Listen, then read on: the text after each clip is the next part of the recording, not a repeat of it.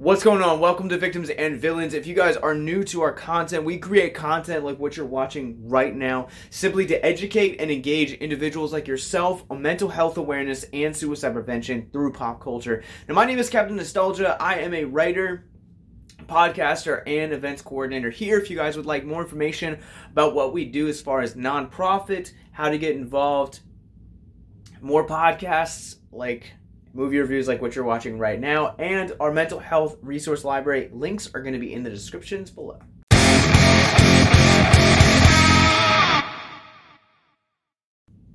But as I said in the intro, we were talking about this sci-fi drama Dual, D-U-A-L, on this video, and let's jump into it because it's a tad bit more complicated than what I made it out to be in the cold open.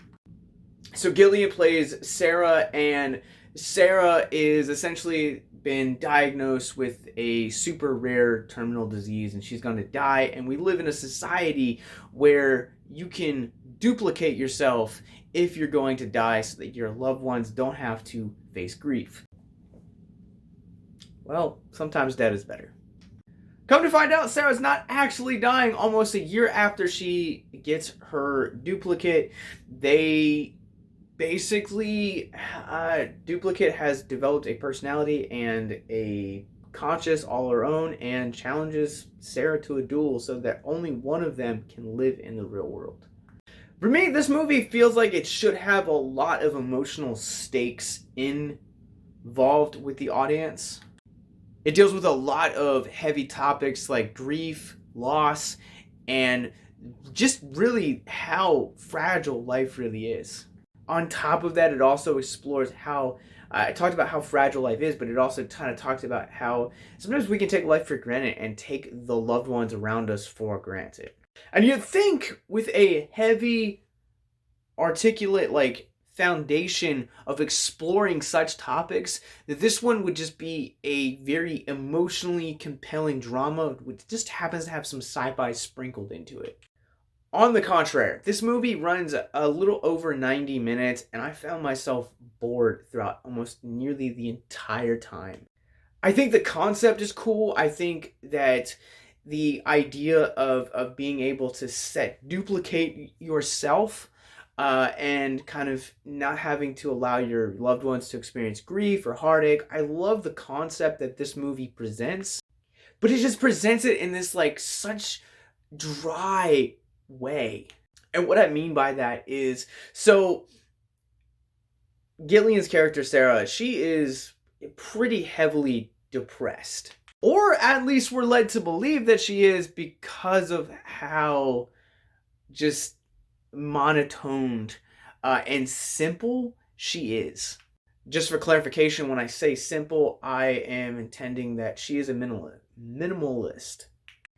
And you think that when you have Sarah's double come into the fold of the narrative, she would be the one that is going to be robotic. And no, it's actually Gillian. Gillian plays both parts, but both parts are played very monotonely, very robotically, and it just kind of seems like this just didn't seem like, I don't know how else to describe it, it's just a very dry,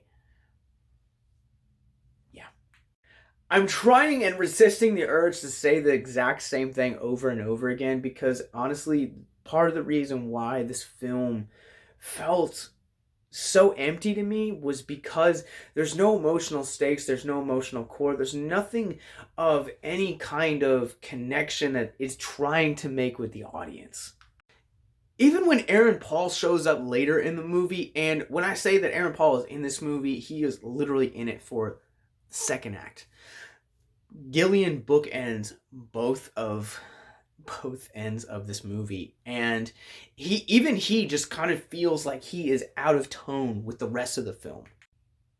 Paul has really made a career out of having charisma, no matter what he's in, whether he is in the best movie or series or the worst movie or series. He's known to kind of just have that charisma and to just kind of be that very lighthearted kind of character who might have some heavy overarching things. I'm getting offhand here.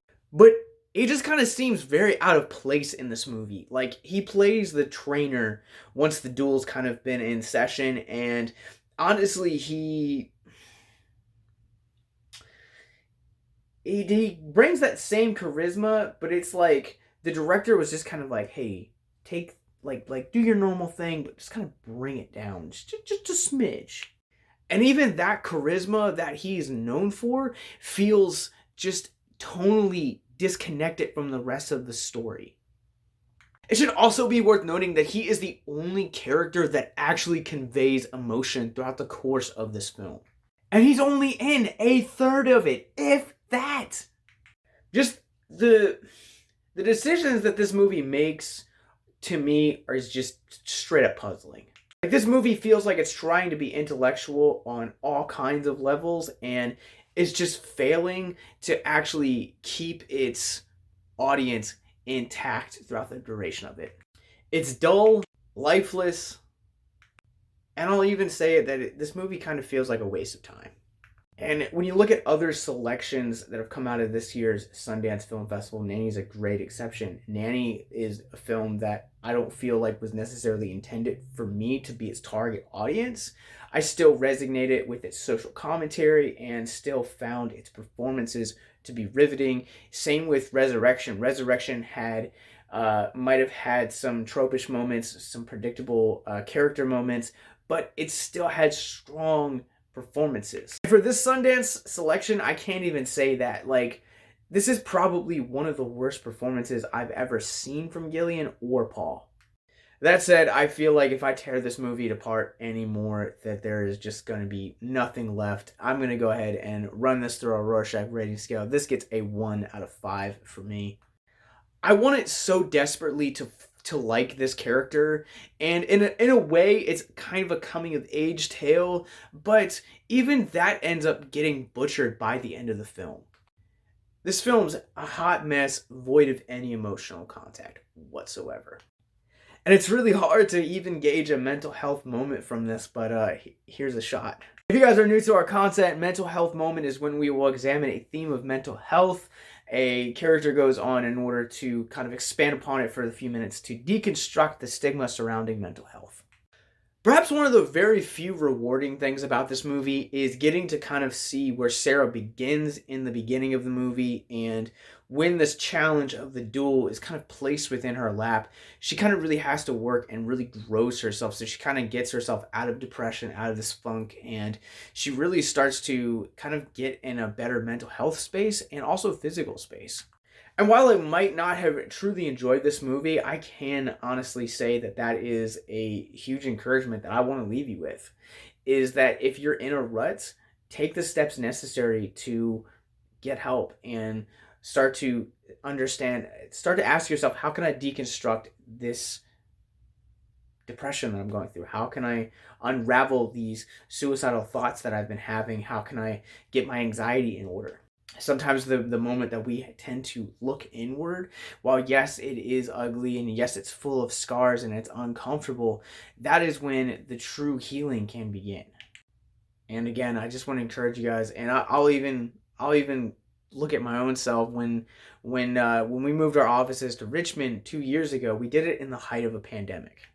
We went through a lot of stuff just a lot of crap the first 3 or 4 months we were in town, and honestly, I had developed my own depression, and I spent the better half of 2020 actually looking inward and deconstructing the sources of that depression, understanding the what drives my anxiety, and taking those steps necessary to become a healthier person, both mentally and physically, coming into 2021.